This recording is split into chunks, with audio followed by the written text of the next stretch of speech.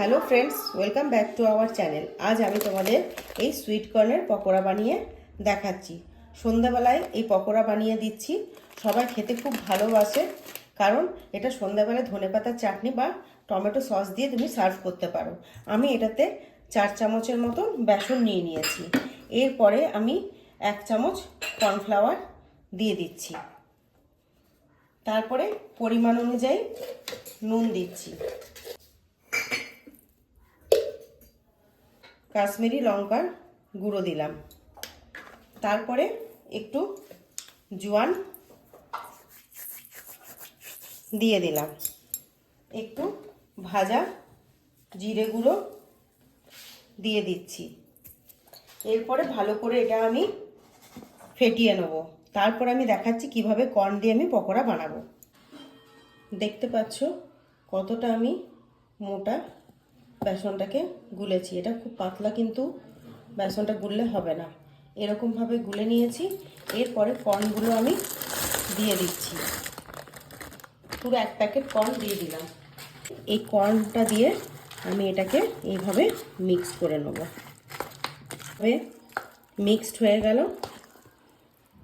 এরপরে তুমি কড়াইয়ের মধ্যে তেল গরম করে এগুলোকে পকোড়া ভাজতেই পারবে। কড়াই গরম হয়ে গেছে, আমি রিফাইন অয়েল দিয়ে দিয়েছি। এরপরে আমি এই ছোট ছোট করে পকোড়াগুলো ছেড়ে দিচ্ছি।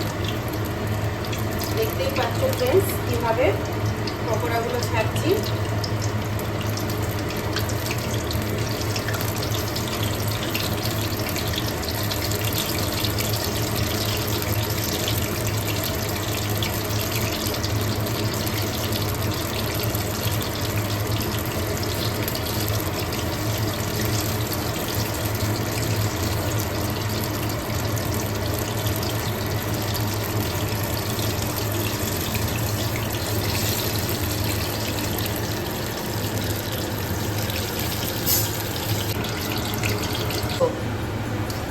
ফ্রেন্ডস দেখতেই পাচ্ছ কিরকম করে এগুলো ভাজা হয়ে এসছে।